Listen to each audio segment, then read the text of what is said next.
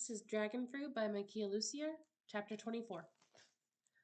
Sam lay flat on his belly, peering through blades of wild beach grass. The sand rolled out before him, bright and fine as poured salt, sparkling beneath the morning sun. It was a day meant for swimming or fishing, or it would have been, were it not for the sea dragon asleep on the water. It lay atop a rock that rose from the deep, tail submerged, pouch turned to shore, two pink eggs nestled within. You're sure? Beside him, Katamara brushed aside some grass that poked at his face. He wore green like Sam, along with a battered straw hat. This is what you want to do? I'm sure, Katamara warned. If the boy misses, we have to try, Kata. If it swims off, it might not come back. Bayani's a good shot. It was their first sighting in 2 days. As days turned to night and night to day, Sam had begun to panic, afraid he had allowed the dragon to slip through his fingers. He could not take the chance again. They were surrounded by half their party, all lurking in the grass. Behind them, a guard platform had been built in the trees. Hanali had wanted to observe the dragon from up high. She was there with Bayani, having climbed a rope ladder, though Sam could not see them, hidden as they were among the leaves. A large bell hung from a branch, secured by a thick rope. It was a warning bell, struck by the guards when danger was near. The others remained across the road with carts and candayos. The animals could not be expected to stay quiet, and Sam did not want to risk scaring the sea dragon off.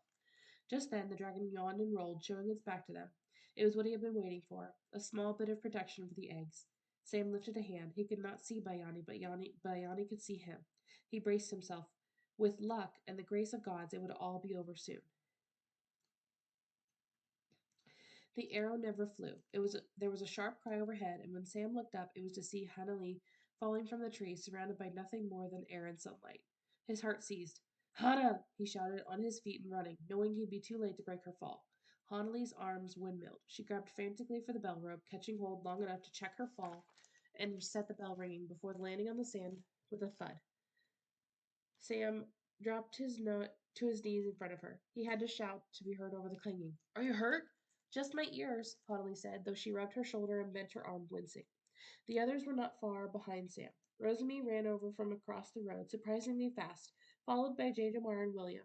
Bayani rappelled down the ladder, bow hanging from his shoulder. Let me see.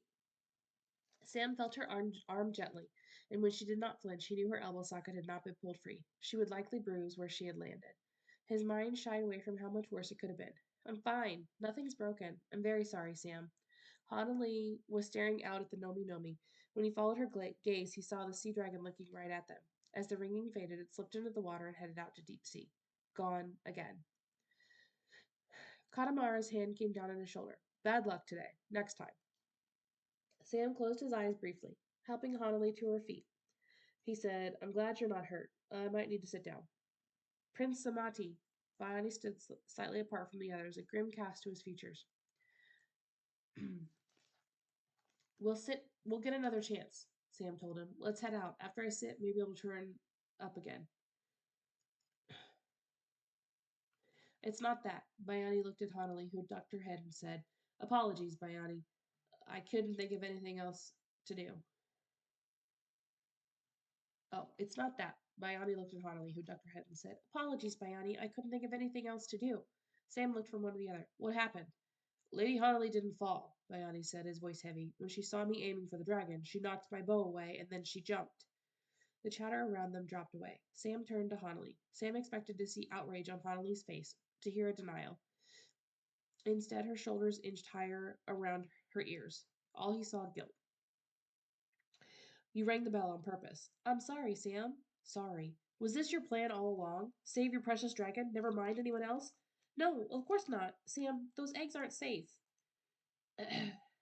You've always known it, and yet you came away anyway. Why? Not to kill him, to keep him close. If I could just have more time to figure out. We don't have it, Hanali. What time? When those eggs hatch, they'll be useless. Who are you trying to save here? You, Hanali said. You'll get hurt. I love your mother. I want to help your mother, but I won't risk you. Their voices were rising, and suddenly they weren't. Sam said very quietly, It's not your decision whom to risk. You say what you want to help, so help. And if you can't, you won't. Just go. No one spoke to Sam, which was for the best. His mood was foul. He set a bruising pace as they rode south. He set a bruising pace as they rode west. They could have been heading east toward home with two dragons in their possession. They had been so close. He had meant what he'd said to Hanali. It was his mother who mattered. Who are you trying to save here? You. I won't risk you. He should not have yelled at her, not in front of the others, not at all. If the decision were reversed, he would not want to risk her either. Sam leaned forward, his Condio's mane whipping against his face. It felt as if the sky were falling in on him. It was not just Hanali or the Dragonfruit. 3 days had passed since they had left Tamaran City, and there had been no sign of Fetu. Where was his marking? What could have happened to his bat? It was not until they stopped for their midday meal that Sam surveyed the party and realized instantly who was missing. Where is she? Hanali was nowhere in sight, and neither he saw was Rosamie. Katamara sat beside Cook on his cart. He looked down at Sam, disapproval on his face, and said, You told her to go, so she went. Well, what now? Sorry, chapter 25. Well, what now? Rosamie asked. Entry forbidden. Hanali regarded the wooden sign nailed to the trunk of a coconut tree. The words had been slapped on with red paint that had dripped and splattered before it dried. Hanali thought instantly of blood. Beyond the sign was a lane choked with grass and weeds. No one had traveled down this road in a very long time. She nudged her Condio forward. This looks like the right place. Come on. I was afraid you'd say that. With a sigh, Rosamie brought her Condio alongside Hanali's. Her features were in shadow, shielded by the brim of her hat. You didn't have to come with me, why did you? Sam would not care if she had gone, but Lady Rosamie was a different story. He would be in big trouble for losing such a guest. How could I let you slink off like that? It isn't safe to go off on your own. What? Rosamie demanded at Hannah Lee's sudden smile. I've been on my own a long time, Lady Rosamie. I forgot about that part until now. Besides, I thought Prince Samati would feel bad and come after us. What's taking him so long? He shouldn't feel bad. I deserved it. Hanali had deliberately warned the sea dragon again. If Princess Ollie never recovered, it would be her fault, no one else's. Wallowing is not going to help us. Tell me why we're here. Who is this Captain Arrow, and why are we going to his pavilion? He was a royal guard, Hanali said. Lord Eastco's second in command. He was there the day I was poisoned. A guard? He must not have been a very good one. What happened wasn't his fault. He was good at what he did, and he was kind to us children. Was he dismissed after the poisoning? Not for that. Holly tried to recall what Penina had told her over supper. 10 years ago, the captain was responsible for escorting the 3 dragon eggs from the menagerie to the queen's pavilion. But there was an earthquake. 2 eggs fell from the carriage and broke open, killing 2 baby dragons. Instead of helping the injured driver, Captain Arrow threw himself in the mud and started eating one of the dragons, right there in front of everyone. Rosamie made a face. He was dismissed after that. Yes, Hanley said. We're going to his pavilion because I wish to test a theory. She had not left Sam's party immediately. She had been riding at the very back, feeling a terrible guilt, mortified by what she had shouted for all to hear. I won't risk you. She had groaned every time she thought of it, had not even been aware of what she was doing, until Rosamie leaned over on her Condio and whispered for her to stop. And then she remembered Penina mentioning Captain Arrow's home. It was somewhere in these parts. She had broken off from the group, followed by Rosamie. After asking for directions from 3 different people and leading the Condios down a number of wrong paths, they had found their way here. Rosamie asked, What sort of theory? Captain Arrow risked his livelihood to eat the dragon fruit. He disgraced himself and his family. He must have wanted something very badly. Rosamie tipped her hat back, enough for Hanali to see understanding on her face. Every wish demands a price. You want to know what price he paid? If he paid one. We could find nothing. I hope we did. We could find nothing. I hope we do. They passed more signs nailed to trees. One said, Be gone with you, and the other said simply, Leave. The grass and weeds brushed the undersides of both condios. Lady Hanali, Rosamie said, I think we're going to find something. They should have heeded the signs. The pavilion suffered from terrible neglect. Gaping holes in the thatching, a foundation of crumbling latte stones, which was strange because latte rarely crumbled. The stones were built to last many centuries. Hanali and Rosamie dismounted, leaving the condios to graze. Around them were trees drowned in past storms and left to die where they fell. Coconut trees, flame trees, jacarandas. The place looked abandoned. No one lives here, Rosamie said. Hanali felt a crushing disappointment. They had come all this way. He must have gone years ago. She froze. Over by the pavilion, a man stood beside a latte stone, his arm raised. In the next instant, Huntley felt a shove and went tumbling into the tall grass. Rosamie followed, shrieking. Something heavy fell on them. Stay down. The heavy something was Sam. A loud thunk sounded above them. Huntley spit out a mouthful of grass and turned her head. A machete was half buried in a tree trunk. Stop! Sam shouted. Can't you read? The man hollered. Huntley saw metal flash in his hands before it sailed toward them. A dagger lodged beneath the machete. Rosamie shrieked again. Huntley elbowed Sam in the gut, rolled to her feet, and dove behind a tree. Sam and Rosamie were right behind her. I said get lost! Go on with you! Plumeria! Sam yelled back. Plumeria! Rosamie looked at him open-mouthed. Plumeria? But for Huntley, no memory surfaced. She shouted, Captain! Plumeria! Silence. Huntley peered out from behind the tree. The man had stepped away from the latte stones. His hands were by his sides. Despite the heat of the day, he wore gloves. He looked haggard, black hair grown past his elbows, a full black beard. His trousers and tunic were stained and patched. Still, Huntley recognized Captain Arrow. Sam pulled her back. Hannah, Lady Rosamie, are you hurt? They shook their heads. Good. Stay here. Sam stepped cautiously into the open. Huntley poked her head out again, but she could go no farther. Rosamie had a firm grip on her ankle. Captain Arrow said, That is an old password. I am an old friend, Sam replied. The captain's smile had no humor. Is that what we are, Prince Samati? Old friends? In response, Sam raised a hand high. Put your weapon away. I don't want him hurt. The tall grasses shifted around them, and a dozen guards stepped around. Bayani carried his bow. Liko and the others held machetes and knives, lowered at Sam's order. Huntley tugged at her ankle. Rosamie's grip tightened. Stop! We're supposed to stay here. Let go! Another tug. Rosamie released her leg with an exasperated sigh. Why are you looking for me? Captain Arrow demanded. I wasn't, Sam replied as Huntley came to stand by his side. He glanced down at her, his expression unreadable. I was looking for someone else. Hello, Captain, Huntley said. Captain Arrow's gaze snapped to hers. And who are you, besides a trespasser? He did not recognize her. Well, 10 years was a long time. My name is Huntley, Captain Arrow said, astonished. He took a single step forward. A warning from Bayani kept him from taking another. You are Lady Huntley. Yes, sir. How? The Dragonfruit. They worked for you. She nodded. There was an intensity to the captain's gaze, fierce and unblinking. It made her deeply uneasy, enough to inch closer to Sam, though she knew how angry he was. His anger was not as scary as Captain Arrow's. Without looking at her, Sam took her hand in his and kept it there. Captain Arrow's eyes dropped to their clasped hands. Where's your father? What happened to it? Sam's hand twitched. What do you think happened? Or why do you think anything happened? Huntley asked.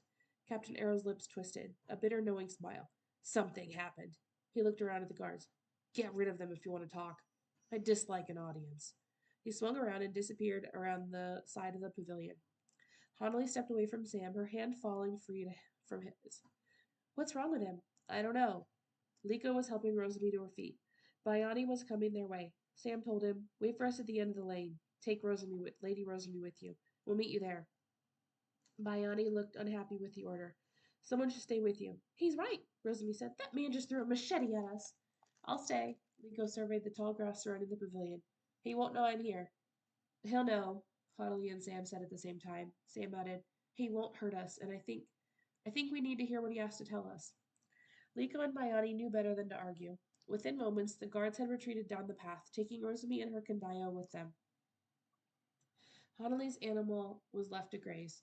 Huntley and Sam headed around the decrepit pavilion, skirting pottery shards and deep pits in the dirt, the sort that would break an ankle if you did not take care. You shouldn't have left, Sam said abruptly. You told me to go. And suddenly you listen? I listen. What if you had missed the rope? Sam's ire grew with every step.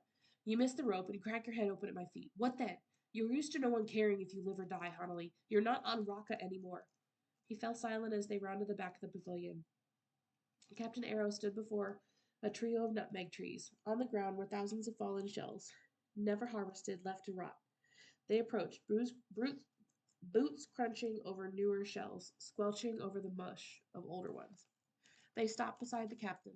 Huntley's questions were momentarily forgotten, distracted by the trees themselves. Human features had been carved into the trunks. On one, a beautiful woman, her features delicate and her lips full, smiling slightly. The rest of her form was merely hinted at. A curve here and there suggested a skirt and a slender arm, a bare, elegant neck. The carving on the center tree was that of an old man, face weathered, deep lines. At the base of the trunk were 2 feet clad in sandals. The man's face and feet were beautifully detailed, and the rest of him was left undone. The third tree showed 2 boys. The older was about 10, gangly and smiling, and holding the hand of the younger, who looked to be 3 or 4. Off to the side was a fourth tree. It had fallen to the dirt, perhaps uprooted in the recent storm. If there was a carving on it, Honolly could not see it. The trunk had been covered with a long sweep of banana leaf. Sam was also staring at the carved figures. I didn't know you were such a fine carver. You were the artist, Arrow said, his tone odd. Even as a boy, I've never carved a thing in my life. Honolly and Sam exchanged glances behind Arrow's back. What has happened here, Captain? Sam asked. When he did not answer, Honolly spoke. You asked about my father. He was killed on Rakakala, not long after the Dragonfruit helped me. Captain Arrow showed no sign at her revelation. You lost your family. Yes, sir. So did I, Lady Honolly. A nutmeg dropped from the middle tree, making Honolly jump. It rolled to a stop at Arrow's boots. He bent and picked it up with his gloved hand, pressing it to his lips. Captain, there was an edge to Sam's voice. What happened here? I had debts, Arrow said. When I was younger, I did foolish things. Promised squid I did not have, and it made it so dangerous. It made it so dangerous people came my way, and my family was no longer safe. When you're at the mercy of bad people, they make you do bad things. He placed the shell at the base of the trees among all others. When the dragon fruit broke on that roadside, I did not see the harm in taking a little bit for myself. Honolly tried to make sense of what he told them. What did you ask for? To be free of my debt, the burden of it. Sam turned to look at the crumbling pavilion, the ruin all around him. And were you? I suppose it's a matter of perspective, Arrow said. The nutmeg tree, for instance, is it a profitable tree? No. Spices can bring a man great wealth. You would know. Sam studied the neglected trees. If they're cared for, harvested, then yes. I'll never harvest these trees. I won't part with a single seed. Arrow looked around and whistled. A dog came trotting around from the tangle of grass. A small, tearful, mangy creature. Arrow crouched, began tugging off one glove, finger by finger. Honolly half expected to see scars like hers, or burns, but there was nothing there. His skin was unmarred. When Arrow held out a hand, the dog licked his fingers. It let out a single puzzled woof, and then it curled up on the ground, covered its eyes with a paw, and went to sleep. Arrow rose as the ground shifted. Honolly and Sam backed away, watching as a hole opened beneath the dog. The animal dropped several feet into the space, and when the ground shifted again, it was to cover the animal with dirt. Honolly and Sam backed up some more. A tendril appeared in the same spot. In the span of seconds, the tendril grew from a stem to a small nutmeg tree to one just as large as the one beside it. Bushy leaves and plump seeds covered thick branches. On the trunk appeared a faint carving of a cheerful mangy dog, standing on 2 legs, paws raised, tongue hanging out one side of its mouth. Honolly was vaguely aware of her mouth hanging open, and of Sam's. As one, they looked from the brand new tree to the older ones. Your family, Sam said, his voice not quite steady. Honolly covered her mouth with both hands. Arrow nodded. Every wish demands a price. Isn't that how the saying goes? He laughed, a sound that lifted the hairs on Cloudley's arms. Everything I touch with my bare hands turns into a nutmeg. This tree that I hate, this tree that would free me from debt if only I harvested it. The gods have a wicked sense of humor. I think that's safe to say. The captain had deliberately harmed his dog. He could have just explained. Honolly struck a glance at the tree covered with banana leaf. Arrow saw her looking. My mother, struck down during the last typhoon. Sam went right up to the middle tree, his face inches away from the old man's, not touching. When did this happen? 10 years ago, Arrow said. Sam said quietly, Do you never leave here? There's no need. I am self-sufficient. Sam stepped away from the tree. Does no one visit? Friends? I left them behind on Tamarind. Tears pricked Honolly's eyes. She had come here to test a theory, and now she wished that she had not. There was comfort in ignorance, in not knowing. The truth before her was a wretched one. Captain, Sam said, you shouldn't have gone through this alone. Why didn't you tell someone? A bitter laugh. Who would I tell, Prince Samati? Who would have come? Lord Isco would have come, Sam said. Honolly knew it to be true. Captain Arrow's behavior had been unbecoming to a royal guard, but he had harmed no one. Lord Isco could be hard. But he would not have forsaken one of his men. He would have tried to help. At the mention of Lord Eastco, something flashed across Arrow's expression. They both saw it. He already knows, Huntley said. Yes. Arrow's gaze was fixed firmly on his two boys. He came and went. Years ago. Why did he leave? Sam asked. Silence. Sam said, Your debts made you said your debts made you beholden to bad people. You did bad things for them. What bad things? Captain Arrow's expression wavered. Please go. And suddenly Huntley understood. Sam said, Wakeo was behind my mother's poisoning, but we never learned how the poison made it into my mother's supper, into Hanali's. We only knew it had to have been done by someone they trusted. The prince made me do it, Arrow said, his voice low. He told me it was my family. Or mine, Sam finished. Yes, Lord Eastco found out. He came. I was not supposed to survive that day. Then he saw what happened here, and he said he would not kill me. Living was a far more suitable punishment. Like Connolly, Sam kept a dagger at his belt. He gripped its hilt, his knuckles whitening. Captain Arrow said, I wish you would. No, was Sam's response. I don't want you to die either. Arrow bowed his head. Forgive me. Forgive me. There's nothing you could do that would be worse than what has already been done. I could burn down your trees, Sam told him. Arrow went still. While you watch. I can make it worse. Hanali placed a hand on Sam's arm. She could feel him trembling beneath her fingers. Come on, Sam, let's go. Arrow saw her hand just then, covered with scars. His eyes widened. She wondered if he had ever once spared her a thought. Prince only on his page, no one of consequence. She led Sam around the pavilion to her Kandaya. It was the only one there. Sam swung on behind her. When she settled against his chest, she could feel the pounding of his heart. I'm sorry, Hannah. For what? His words were low, full of self reproach. You've tried to tell me over and over again, and I've not listened. Forgive me. It did not matter. What did she care about being right? Every wish demands a price. What were they supposed to do now?